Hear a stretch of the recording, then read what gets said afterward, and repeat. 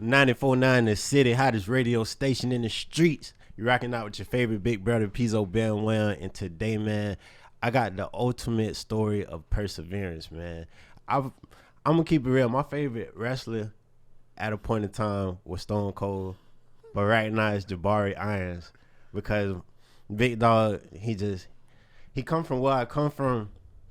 He's a teacher, he's a coach, and most importantly, he looks just like me. And I feel like that's important because so many times we grow up and, we learning so many things from people who don't understand our lifestyle or never came from where we came from. And I feel like this guy is the guy that can, influence the future generations and, help our youth realize that it's more than just football, basketball. It's so many other outlets. So without further ado, man, we got Jabari Irons in the building. How you feeling, Vic Dog? I'm feeling good, man. I appreciate the opportunity bringing me on and letting me get to share my story and my platform. Yes, sir. We were supposed to have this interview happen so many times, man. So I appreciate you being patient with us. I wanna start it off with your origins in Fort Myers. Is that where you're from? Yes, sir. Born and raised. So when I was like a kid, of course, just like a lot of people, we grew up in the projects. Yeah. But my parents had a vision to get us out of the hood like early on. Yeah. So I want to say when I was about like 5, we moved out of the projects and Nice. we moved, still like Dunbar area, Fort Yeah, Myers. but a little And more comfortable. You're right, a little bit more comfortable. And as the years went on, we moved to like better Fort Myers, better part of Fort Myers. And then when I was in like 3rd grade, so probably 8 or 9 years old, we moved to Lehigh. Yeah. But all of my family was still in Fort Myers. Yeah. So it was like I was kind of sheltered, but still around it. Like What you mean by like sheltered? Sheltered as far as like my mom, she didn't really want us around like a lot of the like the violence, the day-to-day stuff that you see. But so like we were far enough that it wasn't in my day-to-day life, Right. but all my family still lived in the middle of the city. Yeah. So anytime I hang out with cousins or grandparents or anything, I would still be in the middle. Yeah. So it was like kind of like the best of both worlds. So wait, what you mean by like best of both worlds as far as like being able to know that there's things going on and not being in the middle of it? Or Yeah. So what I mean by that is like you're able to, build street smarts without being completely indulged in it to where like learning from the mistakes of others? Right. So that's exactly what it is. And then like not only that, but I'm the youngest of 5. So Yeah. it's like I was able to kind of maneuver around my friends, family, and my siblings as well. And it's funny because like even growing up, like a lot of my friends, they was from the project just like how we was. Right. And like I was one of the youngest, but they would always like kind of look up to me and call me like the hood prophet. Bro, And it's like that kind of like touched me, not to cut you off, because like I was always the youngest in my friend group, and like even though it was so much trouble around us, the fact that I didn't get in trouble, they used to be like, bro, you the golden boy, man. Exactly. And it's kind of like the same thing. It's always one like that. Yeah, man, it was crazy. Like I knew, like, cause when you grow up in a certain neighborhood, like you can't control your friends At all. Like the people when you walk outside, you see kids playing basketball, football, like those are people you gravitate towards. And then like my brothers had older friends as well, so it was like the stuff that they were doing, all the younger brothers are going to be around it as well. Because we look up to it. Exactly. But football and basketball and track kind of like took my brothers away from the environment and in that neighborhood. But I was still elementary, middle school, so they, sports were their safe place. Right. But I didn't have those You ain't sports. have one yet. Yeah, Or old enough to yeah, have one. until like middle school, and at that point I started being there less. But I got smart enough to understand, like, these are my friends, but you can kind of feel when stuff about to go down. Yeah. And I was Intuition always is real. And they'd always be like, oh, Jabari, you want to go do this, you want to go do that, and I'd be like, oh yeah, I'm about to go or whatever. And then as soon as time start coming, I'd be like, all right, y'all boys. I use that type. Yeah, for real. Yeah. All right, y'all boys. I got to head in. Because, I ain't no dummy. That's real. Like we cool, but I'm not trying to be in the same. You ain't trying to be in Because the I mix. done seen all these mistakes before, and, like, I don't want that for myself. You know what I mean? So I would kind of just protect myself. And like time went on, and I started seeing this person get locked up when I was supposed to be with them. I said I was gonna go, and like all type of stuff, like breaking in houses and all type of stuff. Like I remember one time I said I was gonna go, and I like kind of last minute was like, all right, nah, I'm about to go home. Yeah. I go home for a couple hours. I come back outside. My friends in the cop cars, like right down the road. Yeah. And I'm like, dang, like I'm glad I like dodged that bullet. Yeah. Because also that could have been me then. So around middle school, right? That's around the time kids get introduced and they get to, you know, get in Pop Warner sports and intramural sports and all that. Did you go to sports that early as far as like middle school? Or? So I played 1 year Pop Warner football. Okay. Around what age that was?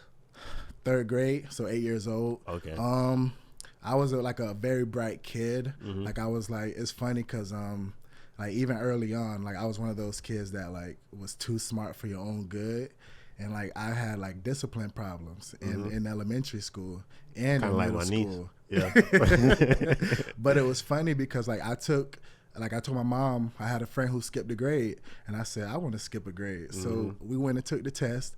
Passed it easy to skip a grade, but they said, oh no, you can't because you have disciplinary issues. Oh wow. So I never did, but I was always, you know, in advanced classes and stuff. Yeah. So, you know, everything worked out. I kind of stayed my course. Ended up getting in sports.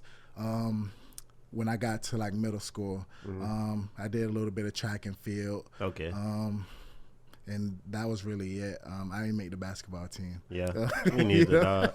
I wanted to play basketball so bad. I didn't make the team. But who cares, you know? So when you got into high school, did you still, you know, pursue that dream of trying to play basketball? Or were you like, nah, I'm going to just leave that one alone? So basketball was never really my passion. One of like my older brothers, they were pretty known for football. So it was like, and everybody in our neighborhood, their older brothers play football as well. Yeah. So I already knew that was kind of going to be my path.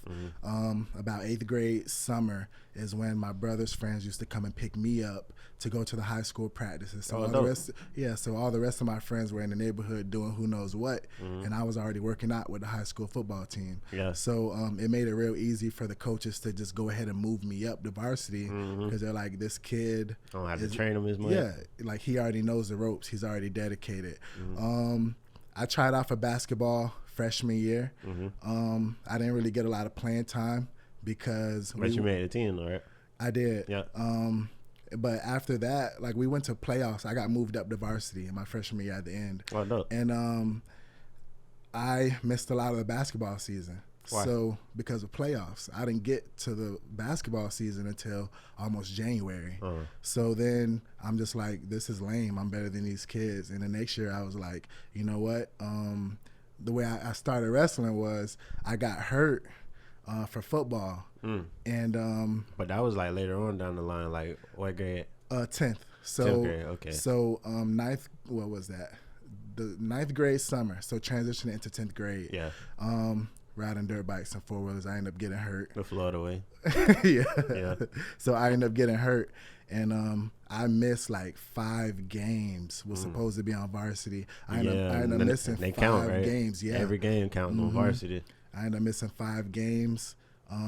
But closer to the time that it was time for me to come back to football, I couldn't start yet because of the impact, and they would have caused more injury. Oh, yeah. So had to wait it out. Yeah, so I ended up getting into wrestling, and it's a funny story how we was all doing like UFC fighting in the neighborhood. We all bought like I was like Kimbo Slice, like for real, like we all had UFC gloves. And we used to be in the backyard like fighting and stuff. Yeah, and next thing you know, one of the boys was like, "Oh, I'm gonna start going to wrestling practice so I can start doing MMA." Yeah. And I'm like, "Well, I'm gonna start doing wrestling." Like you finna up me. Right. I'm gonna come back to this backyard and put it on you. So I was like, I'm gonna start doing wrestling there. And I did wrestling for like 2 weeks. Yeah. Got healthy, went back to football, finished the football season not really how I wanted because I missed so much time. Yeah. But man, I fell in love with wrestling. It was just like football, but you could literally beat somebody with your hands. And like I think like wrestling is an outlet as well because it's a one-on-one sport. You don't really have to depend on nobody else to do your job for you. Right. Not only that, but you can be like 10 times more aggressive in wrestling than you can in football. You literally can pick somebody up and throw them on their head. And it's legal. Yeah. You know what I mean? In football, unnecessary roughness. Yeah, that's something for to think about. Like, if Yeah. I'm really having these aggression problems, trying to figure out how to channel my anger, and football ain't really doing it for me, I can really go there and Yeah. And like, that's what I tell a lot of kids and a lot of high schoolers and people with, you know, who, I mean, because I didn't have the best home life. You know what I mean?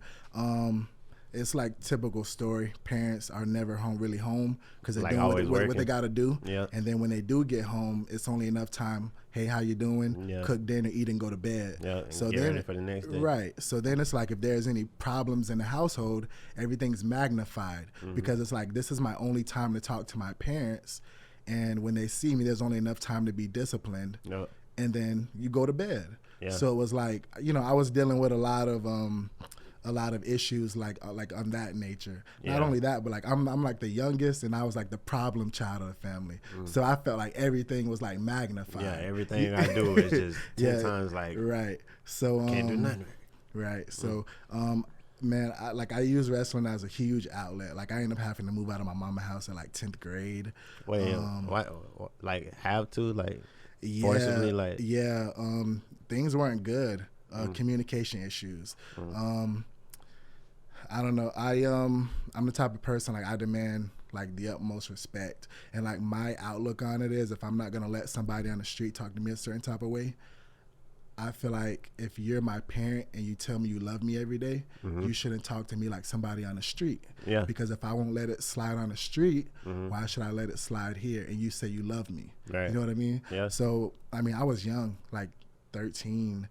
And, Oh, man. And I used to like tell her, like, you see the way I'm talking to you, like, calm. Respectfully, give me that same respect. Yeah, and I would say that. But of course, you know, old style of parenting is disrespectful. It's my way. And Yeah. So, you know, that kind of relationship just kept on. It was like, and it was never like resolved. so much friction. Yeah, and then once I ended up getting into about 10th grade, that's when like things got bad, and I ended up just leaving and took myself out of that situation. So how were you able to go about that whole, like, leaving, you know, as a minor?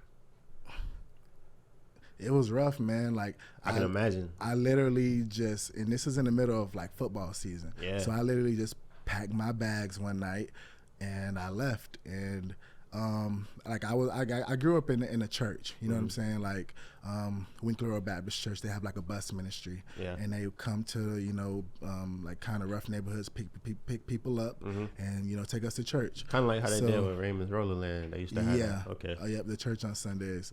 And I ended up leaving. I stayed with some friends here and there for a couple weeks.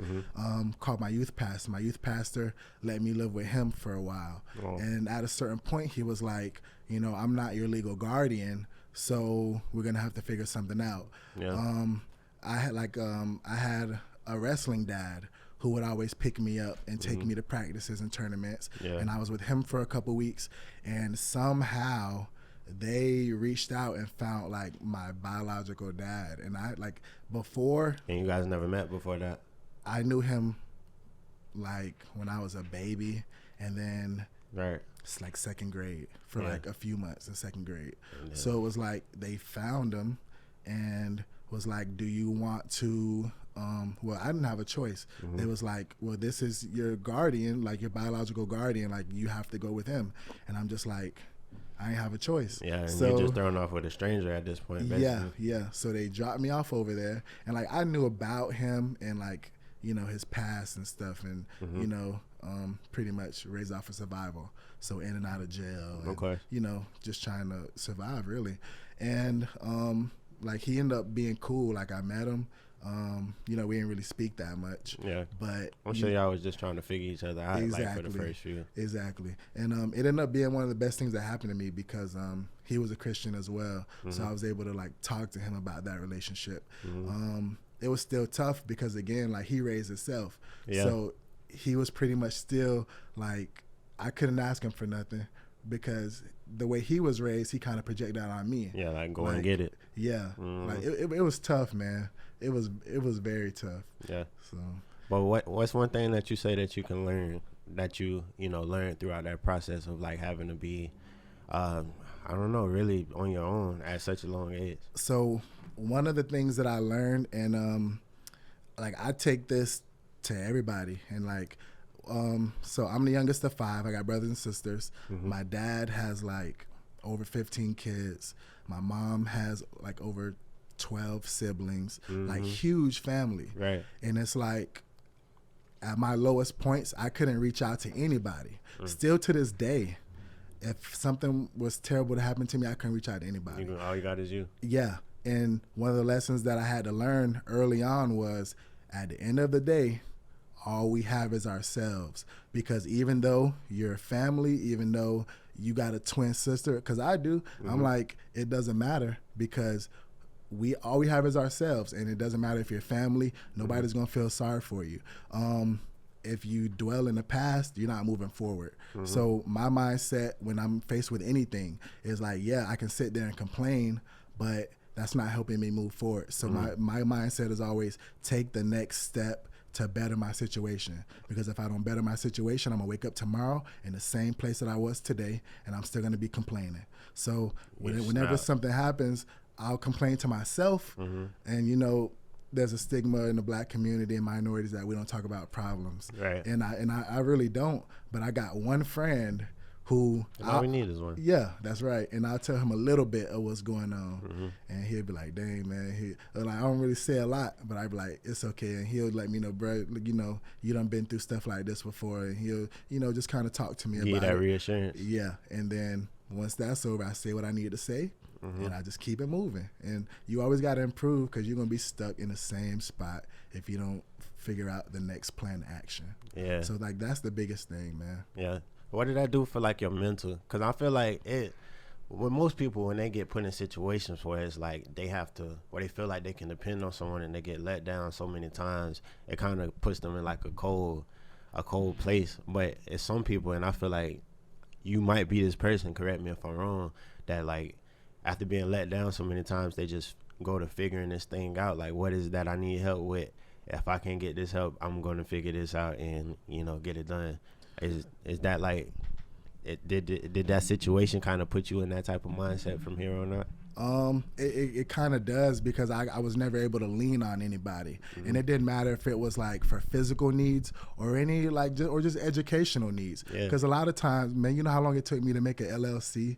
Like it took me years. Yeah, when they just clicking on the website, pretty much. And the thing is like, again, I'll like one thing about me, I'll talk to people for answers. Like if I don't know how to do it, I'm gonna reach out and I'm gonna keep talking to people and try to piece a little bit by little bit. Yeah. And then I'll go to somebody else and I'll say, well, this is what I learned. This is what I heard. Is this true? Yeah. And Fact I'll just keep on poking, trying to, you know, accomplish whatever it is I need to accomplish, learn whatever it is I need to accomplish. And yeah, man, just like little by little, step by step. And because, I mean, again, if you're used to being let down so many times, you don't even want to reach out and ask for help. Yeah. So like I'll rarely ask for help, but I'll ask for the tools to help myself. So if me and you are talking, that's a big difference. Yeah, I'll ask you a bunch of questions, and you probably be wondering like, why he asking so many questions? Yeah, it's because I'm trying to figure out my own process and what I need to learn inside my mind. Yeah.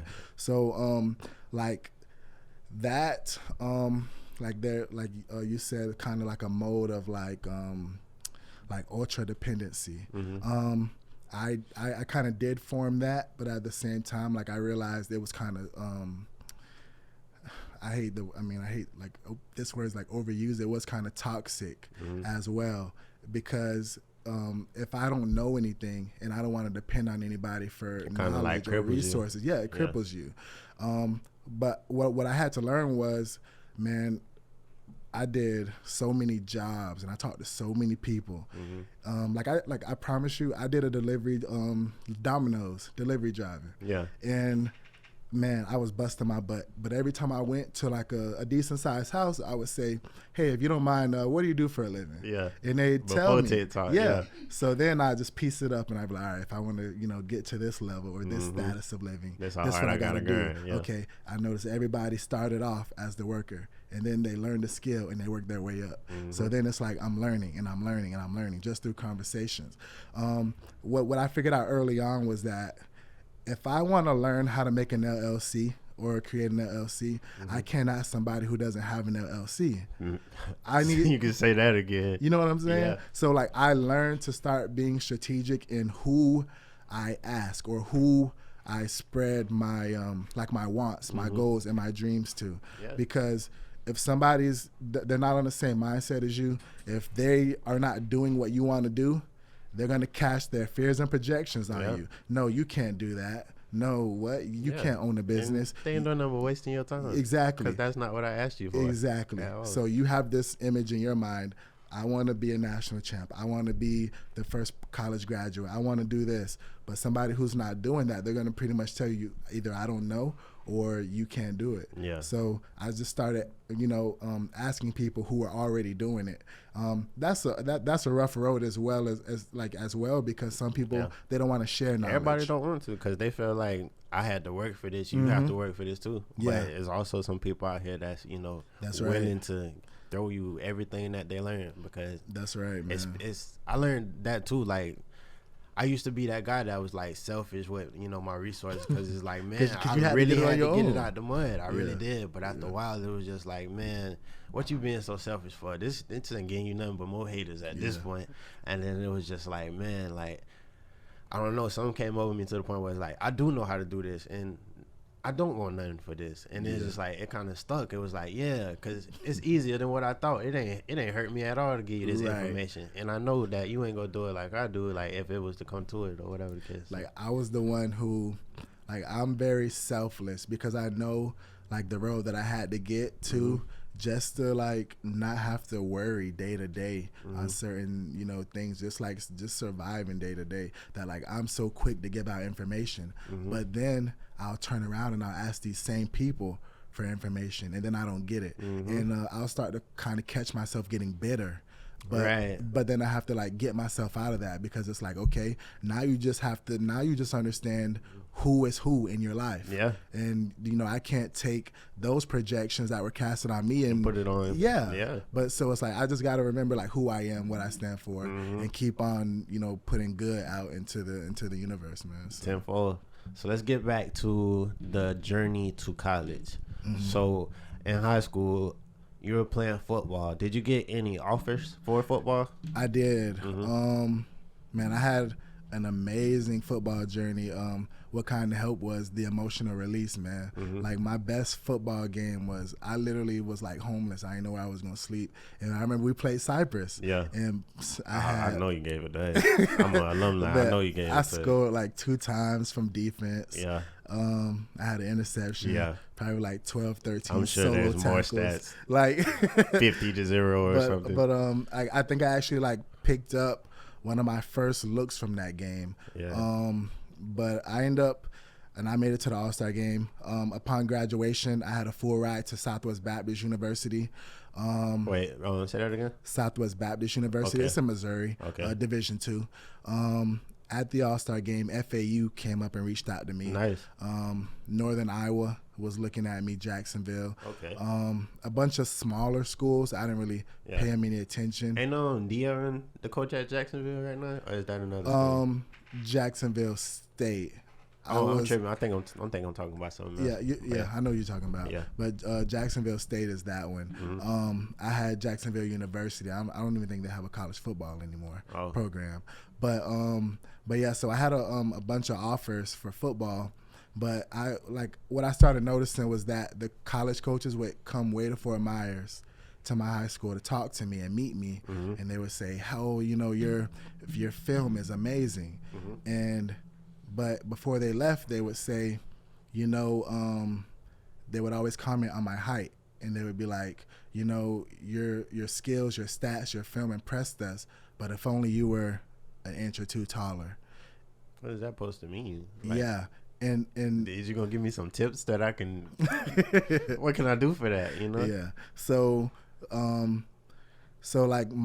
I originally thought I was gonna go to college and play football. Right. And then I started noticing that, junior year, everybody's starting to get offers but me.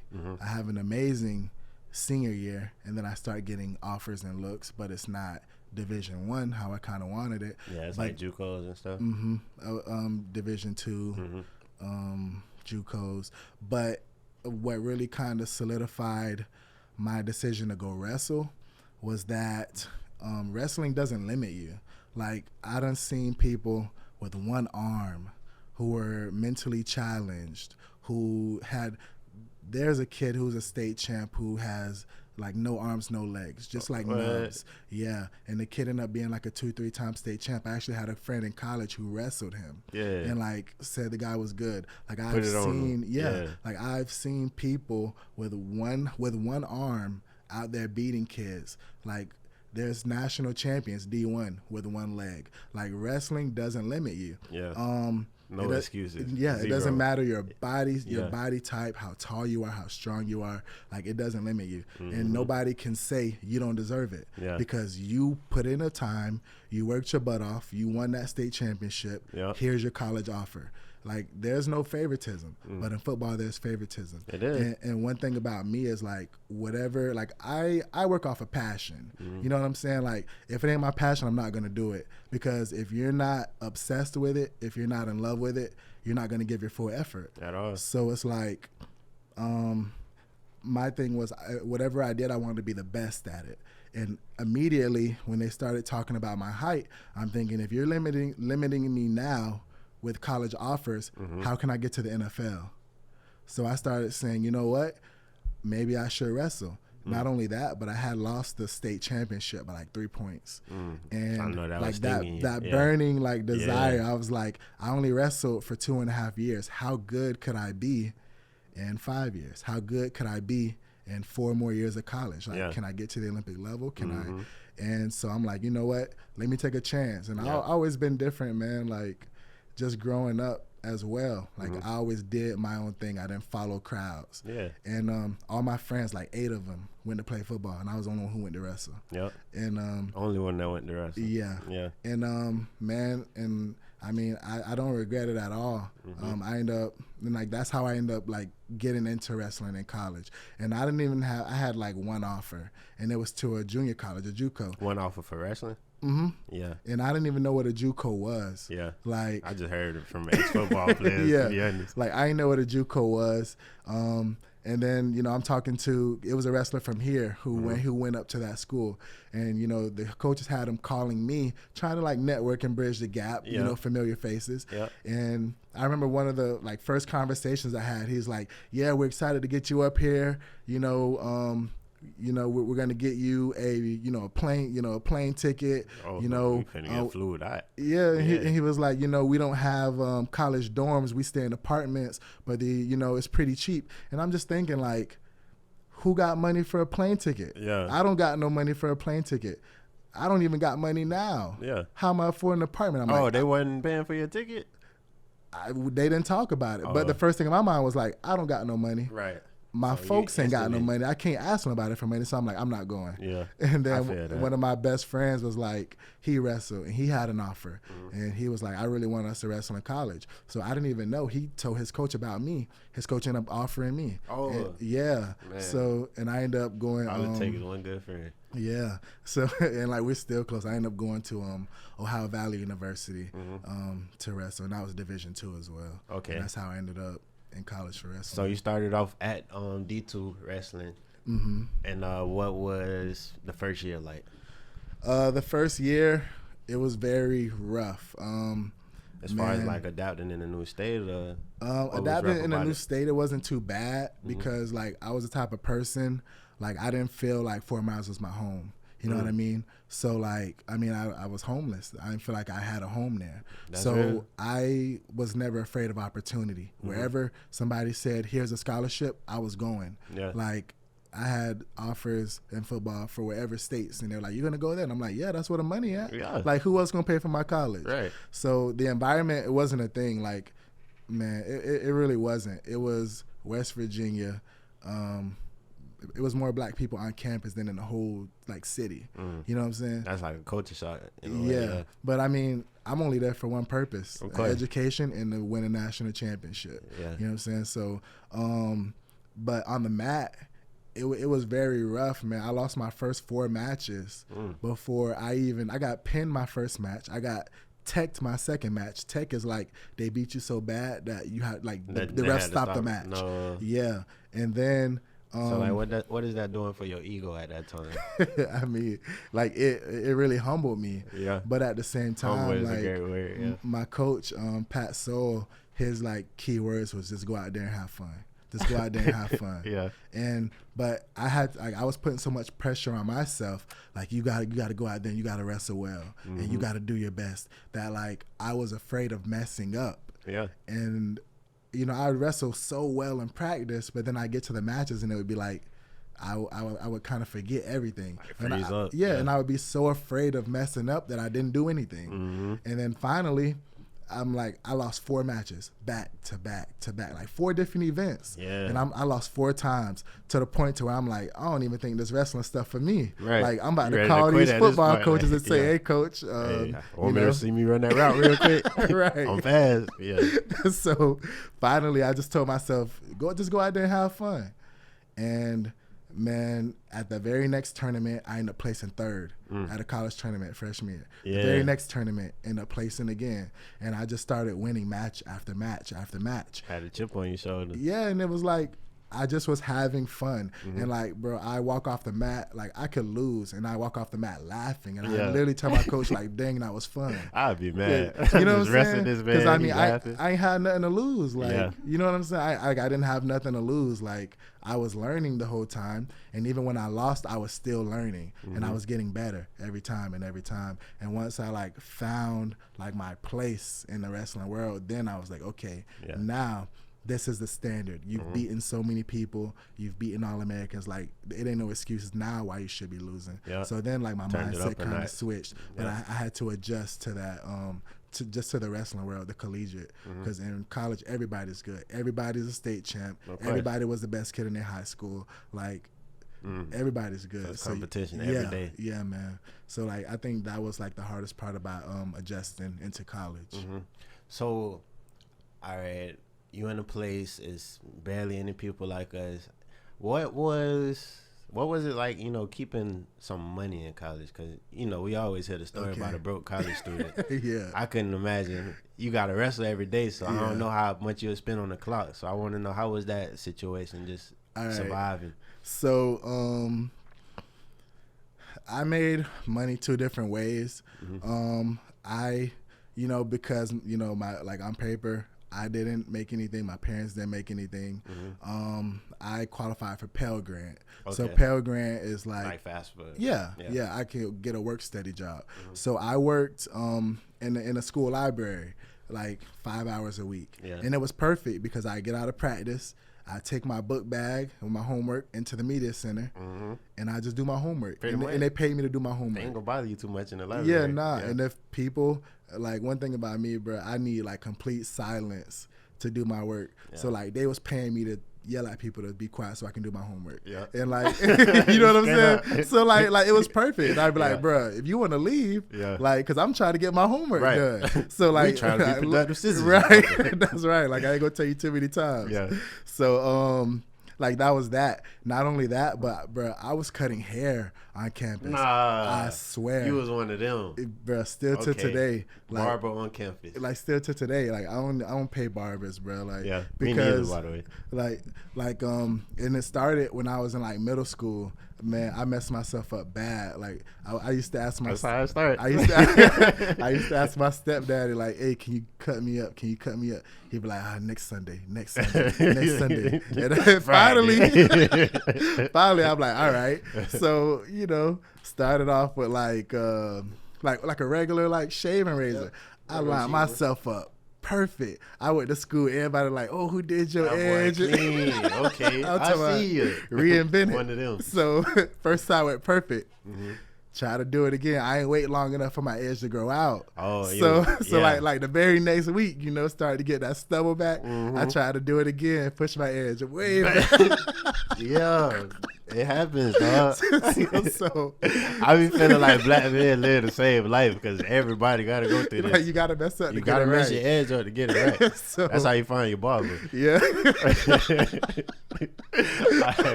So I'm working at the library and I'm messing my edge up. That's how I get my money.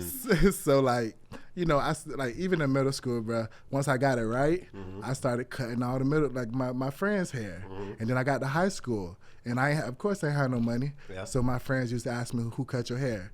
So then they used to come to my dad's house and I used to cut their hair. Yeah. So by that time, and I'm on YouTube looking at people cut. So I learned how to start fading and stuff. Yeah. So like, so I was dedicated, man. I didn't party, I didn't smoke, I didn't drink, I didn't do nothing. Yeah. Like I'm there to win a championship and get education. Focus. So Fridays, everybody was going out, and one person used to ask me, "Oh, can you cut my hair or whatever?" And I say, "Yeah."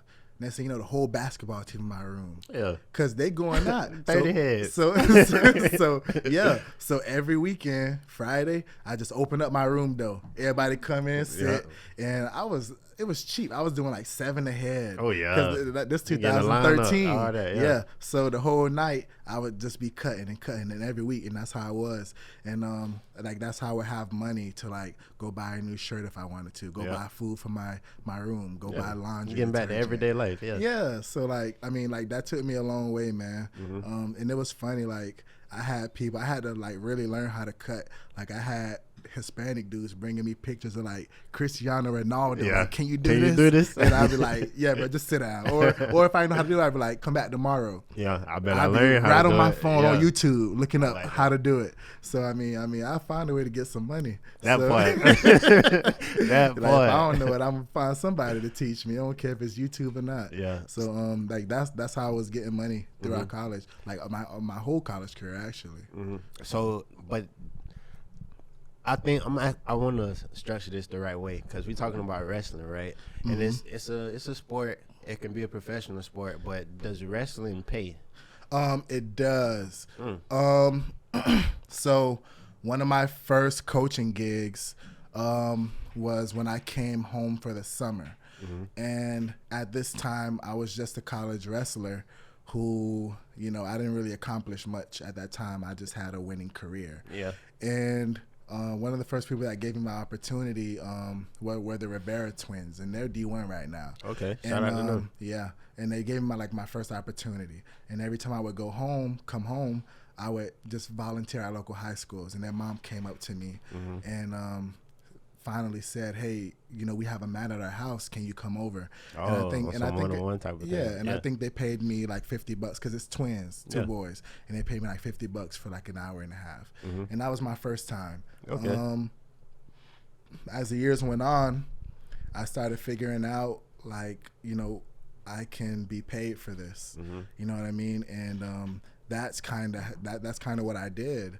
I didn't know where to start. I didn't know how much to charge. Because at this time I didn't have any accomplishments. Right. So like going about figuring that out, how was the process? It was tough. And again, like I would talk to people, but if you are not doing it, you can't really tell me anything. Yeah. And like it wasn't until I won nationals to where I actually like made consistent money. Because before that, it might be like one here, one there. And even before that, like I coached a kid who he made the world team. Like I literally coached him. He made Team USA. Wow. And he was a junior in high school. But his dad was trying to pay me. And this is for a whole summer. Yeah. His dad was trying to pay me. And I'm like, no, like don't pay me because nobody ever charged me for nothing in the wrestling world. Oh, like paying it for it. Bruh, this is 2021. I bought my first pair of wrestling shoes and I started wrestling in 2010. Yeah. Bought my first pair of wrestling shoes. I never had to pay for tournaments. I never had to pay for wrestling trips. Man, I never paid for anything. That's a different world because, man, I be looking at like in the football world, man, it be these Everything guys costs. that everything costs. Like it be guys that come and they hold little tournaments for the kids, but they charging the kids $25 and $50 a piece to get in the tournament. Yeah. And it's like these kids from the projects, they don't have we can't share this money out. So it's like, dang, so you talking about the wrestling world, and it's basically free if you want to learn it. The knowledge is there. That's wild. Well, yeah, like my coaches and my like friends, parents, families, they would always pay for me because they saw like my passion and drive. Yeah. So my first opportunity to make real money, I told the dad, I'm like, I don't want your money because nobody charged me for this. Yeah. And then the kid was so advanced and he was about the same weight that I was. I'm like, he's my practice partner. Yeah. But I told the dad, I'm like, okay, at the end of summer, because I'm in West Virginia at this point. Okay. I'm not even home because I'm like, I don't have a home. Yeah. So I called my friend. I'm like, can I stay with you for the summer? He links me with this kid and his dad. And at the end, I say, hey, you know, I didn't charge you any money, but I have to go back to school. Can you buy my plane ticket? And he paid me my way to go back to college. That's how you do it. And he was like one of the first ones. Once I won nationals, that's when I started calling on my other wrestling friends who were doing lessons. And he, you know, he told me early on, he was like, Jabari, if I were you, I wouldn't charge anything less than $40 an hour. But he lives in like upscale Atlanta. Yeah. So you can charge whatever like you want. From California. Yeah, so they can afford it. I'm like, bro, do you know where I live? So I started off $20 an hour out of Lehigh Senior High School cafeteria. And like that's where it all started. I coached two brothers, Tom and Emilio Barco. They're both in college right now. Nice. They would have probably been in college anyway, but you know, I kind of used my resources and reached out for them, and they're doing amazing in college. And so that's how I got my start. So I pretty much started, you know, coaching kids consistently after their high school practices or on the weekends.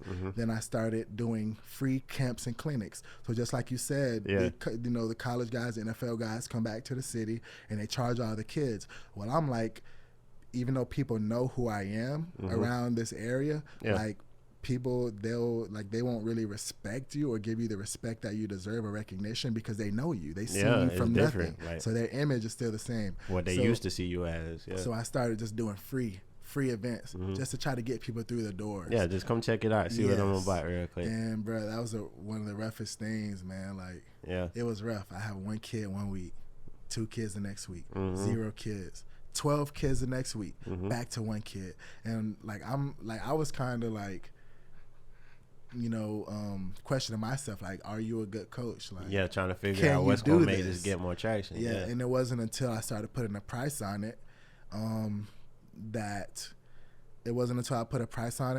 you know, people started coming in. Wow.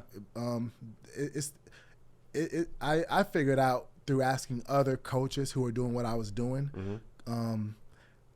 So early on, I had to make an Instagram because of marketing, and I don't even like social media. Yeah. But I made an Instagram. I reached out, you know, hashtagged 3 different. I just wrestling.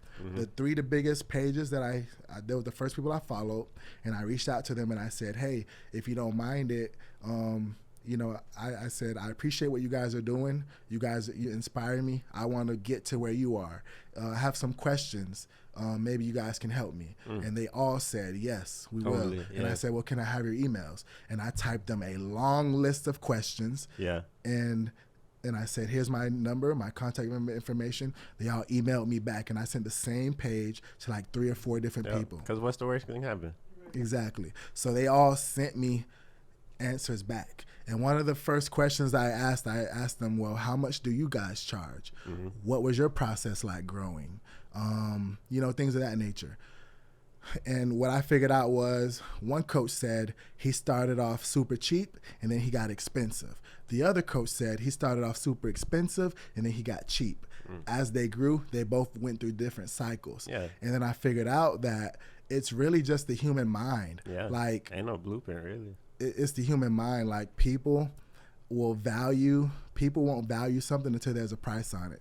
The same reason why, like, it comes to brands. You know what I mean? Like, think about Champion. Champion was in Walmart. Nobody was wearing it. Walk right past it. Exactly. Yep. But the price goes up, and now people think that is valuable. So, like, I wasn't getting people in, not because I wasn't a good coach or I didn't know my material. It was because there was no value on it. So then once they started saying I wouldn't charge anything less than this, and I'm just like, well, these people can't afford it. How can I do that? Like, no, I'm not going to get anybody. But that's kind of putting you in a different bracket as far as like exactly. It's molding you, gravitating you towards more people who can afford it. in a different echelon. Yeah. And I had to learn that as well. And that's part of marketing and creating a business plan. You got your target audience. Yeah. And once I started pricing it, that's when the people started coming in. And it's like, what? Like, I had free stuff for you before, and you didn't come. Now that I put a price on it, you come, and I'm just like, that's backwards. Like, I tried to help y'all, but now, like, I mean, if that's the way the human mind works, then okay. Like, we're both benefiting now. Yeah, you know what I mean. So, but I noticed, like, you still, because when you started it, you had in mind that you wanted to do it for people who like really couldn't afford it. You wanted it to be affordable, and you learning that you really can't be affordable. So, what do you do for the people that you initially wanted to work with? So, let me start off by saying that one of my biggest challenges is getting the inner city youth to wrestle. That is my biggest challenge. And it's like, I seen what it did for me. Like the kids, I have a bunch of kids from Haiti. They literally came over from Haiti, and I got them to wrestle. And they are amazing. Yeah. Like they're like they didn't play any sports. I built their athleticism fast. And now they're some of the best athletes at Lehigh Senior High School. That's dope. And it's like, they come from the struggle, and it helps them. Yeah. And they love me like I'm their dad. And I'm like, bro, chill. Like, you know what I mean? The amount that coaches weighted these kids, exactly. Man. Yeah. And I'm just like, you see these kids in the inner city, they're fighting and getting in trouble for it. You can legally fight on the mat and earn you a scholarship. You can really be gangster on camera. Yes. Literally. Yeah. Like, not only that, it's mental detoxification, emotional. Like you're releasing these emotional like battles on the mat. And it's like, we struggle so much with like mental health and emotional health. Yeah. Why are you fighting in school? You can literally do it on the mat. Yeah. And like, that's my biggest problem is like getting inner city youth out. Yeah. So one thing that I do for kids who can't afford it, so because I do private lessons, every Sunday I'm up, I get to the gym at like 8 o'clock and I'm doing lessons all the way up until 2 o'clock. Yeah. And if I can't be on the mat with a kid, like let's say I just did 4 lessons, almost 5 hours of work, and I'm too tired, or I know this kid really wants to get better, but he can't do it, I'll say, hey, can you be here at every Sunday? I'll tell them, like, this isn't a charity. Like, if you want to come to my club 3 times a week or 2 times a week and practice, you're going to work for me. Yeah. So every Sunday, I need you here at this time because at that point, it's not free. You're working for me. Yeah. And I had to do that. Like, that literally happened to me. That type of value that you're instilling in a kid, like that, bro, it's so many people that they don't learn financial responsibility or any, type of responsibility until they forced to be as an adult trying to figure out how to make some money. And you giving them their first sign of that. And like, I would have never knew that until it happened to me. I'm a college kid. Right after my freshman year of college, and like that's a funny story in itself. Like I used to watch these wrestling videos, and there was this Russian guy at Ohio State camp, like in his wrestling room, and he was doing all these crazy moves. I get to college, and one of my friends says, "Hey, do you want to come get an extra practice?" And I'm like, "Yeah." Yeah. So I'm a freshman. He's like a sophomore. And he's doing these crazy moves. And I stopped the practicing, and it's only us two. I stopped the practice, and I say, hey, I seen these moves on a video in high school. He was like, that's my coach. And I'm like, bro, you lying. I'm like, that is not your coach, bro. Yeah. And he's like, no, that's my coach. Say it all nonchalant. Yeah. But and I'm like, bro, you're lying. I'm like, I don't believe you. Like, my high school coach ordered these videos, and we watched them in high school. And he was like, okay.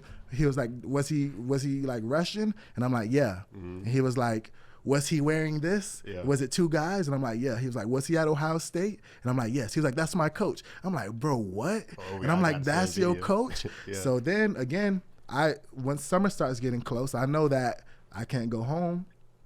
So I had met the Ohio State wrestling coach my senior year in high school at a clinic. Somebody paid for me to go to a clinic. And this coach, me and him bond immediately. He comes to me and says, I heard you committed to this school in Ohio. And I say, yeah. And he says, his name's Tom Ryan. He says, if you All-American your freshman year in at this D2, he was like, I got a D1 scholarship for you. So and that's part of the reason why I had so much pressure on myself to do well, is because I'm like, I need to get D1. Already. I need to get D1. And I end up being one match from nationals my freshman year. So I'm like devastated, and I call him. I'm like, look, man, I didn't do what I needed to do. Can I just go train with you guys? And he's like, yeah, come on over. Okay. So then at that practice with my friend, he's like, that's my coach. And I'm like, well, Ohio State said I can train over there for the summer. Can I stay with you? Because he lives like 10 minutes from Ohio State. Yeah. He says yes. So I'm at Ohio State every day, and then I have to sit and watch his practices with this Russian Olympian. Mm-hmm. You know what I mean? And early on, I meet his coach, and his coach says, he stops me early on. He says, I have world champions that want to train here. I have, D1 All-Americans, D1 national champions that want to train here. I don't let anybody come and train here unless I know you, or unless, he was like, I'm very expensive. You can't afford me. He was like, so. Right, shut up. But he's serious. Bro, it was 4 and 5 year olds doing moves that I've never seen in my life. Like 4 and 5 year olds that are way better the rest of than I am today. You know what I'm saying? Like, I was literally learning from kids. Yeah. Like, so he said, he was like, when we practice, you can sit on the side and watch. And, this is a whole new world. Yeah. I'm literally sitting down and I'm watching this D1 national champion get yelled at for messing up a move. Right. And like, talk about humbling yourself. Yeah. And this is a D1 guy working for the Olympics. And I'm just sitting on the side, mouth shut. And the coach who told me, like, you can't afford me, like, I'm very expensive. I wish you could train here, but, I'm sorry. Mm-hmm. But you can sit and watch. So I'm watching this D1 guy training for the Olympics get yelled at. You suck. And he says, Neil, show him how to do it. Neil's a 5-year-old kid, runs to the middle of the circle, throwing another kid through the air. No. Acrobat. I swear to you. And like this, Neil down. But like I knew the type of place it was, because like these kids are elite. They're doing things that I've never seen. Mm-hmm. This guy working for the Olympics. Shout out to Tyler Graff, who finally made the world team, and he qualified for the Olympics this year, and that was 2014, and he finally did it. So shout out to Tyler Graff. That's big. Yeah, that's big. So, but it's like, I knew, okay, this is the real deal. But I was grateful that I was able to be there. Mm-hmm. So I would sit there and I learn everything and just watch it. And then I go back to Ohio State and I do the same moves that I just saw the day before. Mm-hmm. And they were working. So it's like, even though I didn't get to do the moves, I remember them, and I would go and practice them on my own time. Yeah. And like YouTube Academy. Yeah. So, a couple weeks later, the coach comes back to me and he says, hey man, he's like, you're my coach's best friend. All my parents love you, because they're sitting on the sidelines just like me. He's like, all my parents love you. Yeah. He was like, you must be a good guy. You're my coach's best friend. He was like, so here's what I can do. He was like, if you work my camps, he has camps like every week, huge camps. And he says, if you coach my camps, then I can train you in between the camp practices. Yeah. So, just like how you was doing with the exactly. kid with the work. Yeah. So, bruh, and like still to this day, I use his whole blueprint. Like everything that I learned at that camp, and that I spent that whole summer there. Yeah. Literally everything that I learned there, like I'm like 2.0 version of that. So like his system, like I just learned from everybody around me. Yeah. But like I was thankful that I got to go through the ranks of that, because now I do the same thing for the kids that want to learn. Mm-hmm. And I'm like, this ain't free. Like if you want to practice for free, you got to work for me. So then they're learning the moves, they're getting better. Yeah. And at the same time, it's helping me out, because, we're both stimulating each other. Right.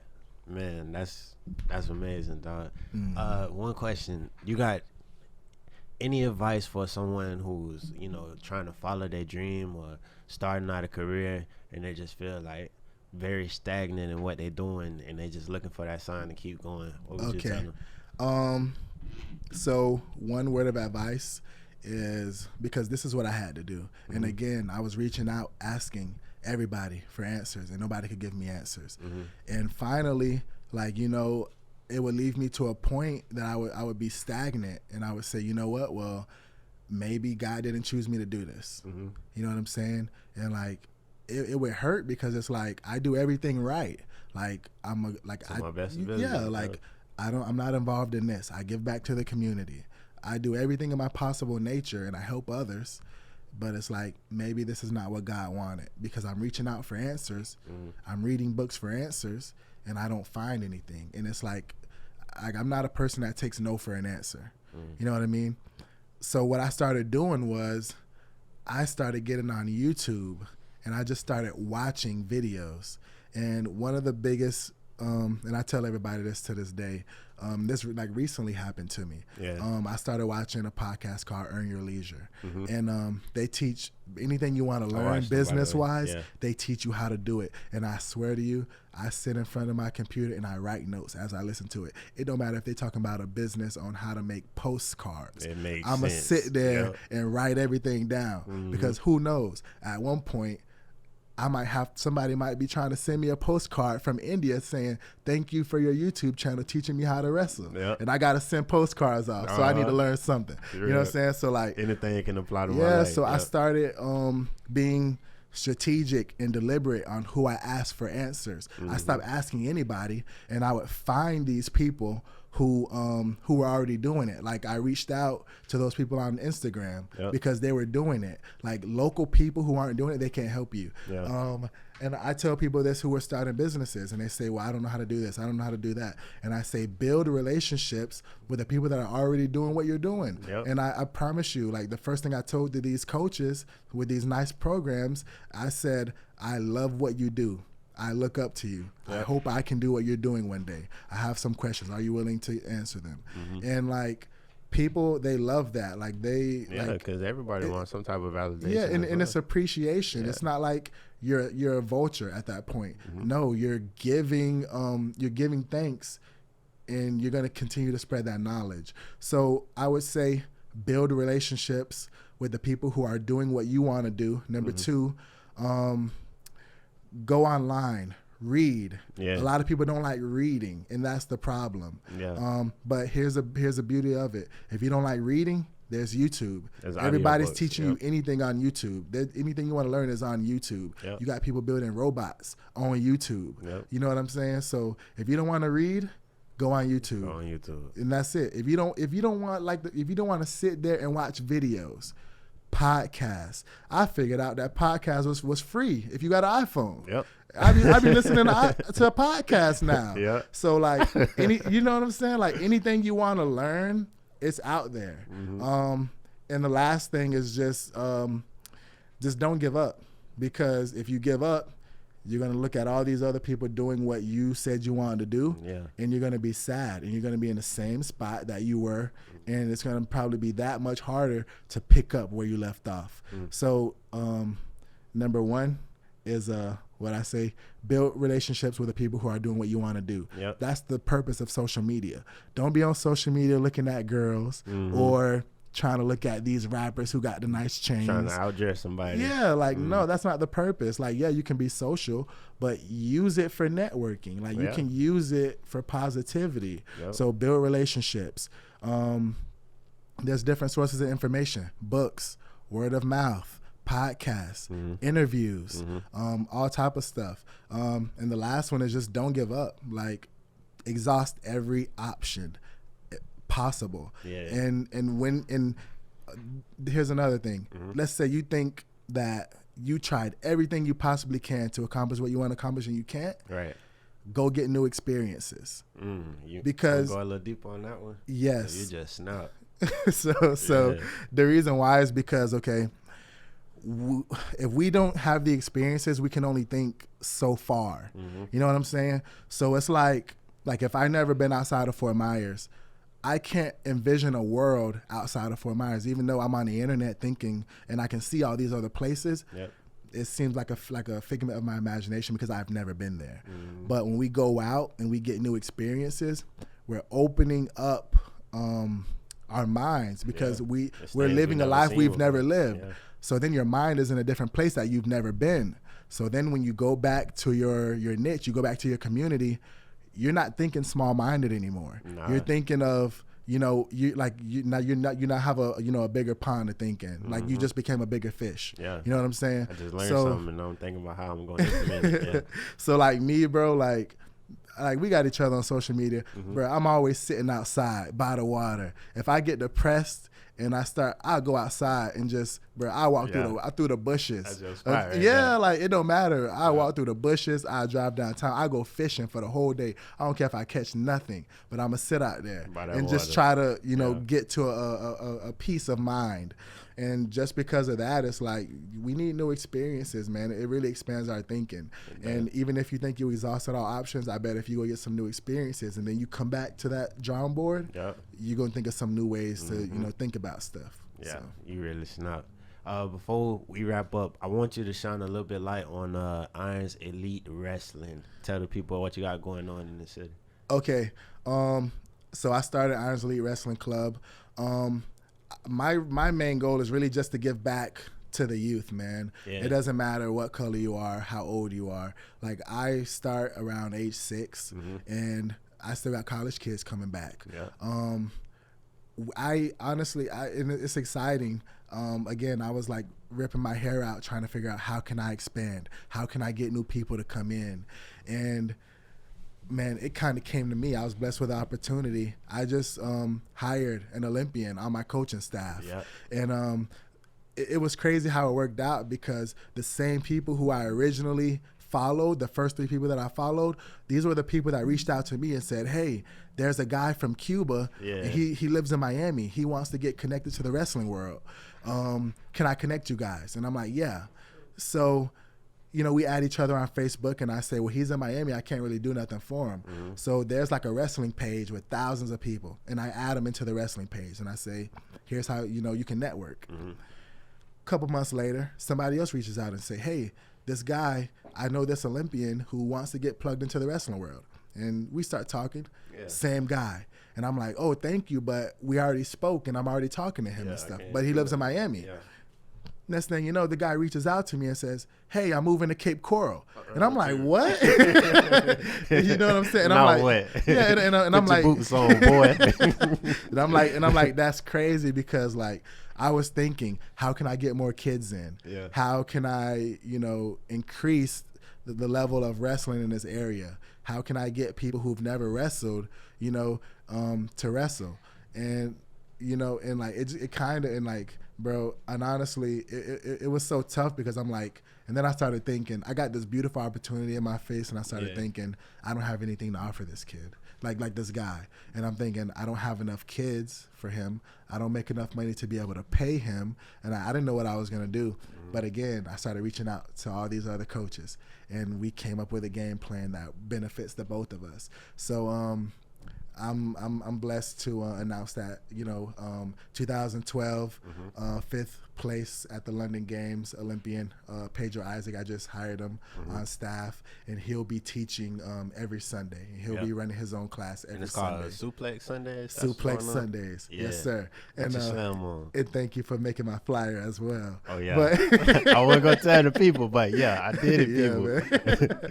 But yeah, every Sunday about 3 o'clock, he's going to be teaching like Olympic style wrestling, which is Greco-Roman. So, man, I extended the number of days that we wrestle because, I mean, unless you're on the mat, you can't really get better. So, I mean, I have a lot of stuff in the works, but I have an open door, man. If anybody ever wants to come and wrestle, come on in. You don't have to wrestle. You can sit in and see how I interact with the kids. You can sit in and see, like the intensity. So that's pretty much, we go 2 days a week, Tuesday at 7:30, Thursday at 6 o'clock. Starting June 6th, we'll be going Sundays at 3 o'clock. I offer private lessons as well. It's, you know, the best time for the client.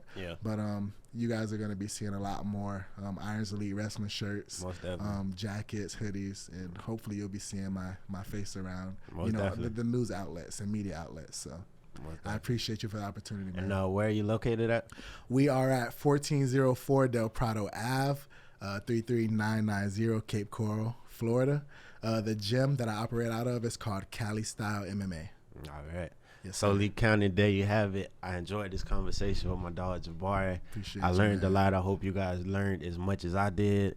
Kids, there are so many outlets out here than just basketball and football. That's right. You can get paid to beat somebody up. It's that real. If you want to do that, you can. That's right. All right, Lee County, it's been real. It's 94.9 The City, Pizzo Bandwagon, Jabari Irons, Irons Elite Wrestling. Appreciate you coming through, big dog. Appreciate it, man. All right, we out of here. Dang, man. Yeah, that was a conversation, right? Yeah, that was You feel good. about it? That was good.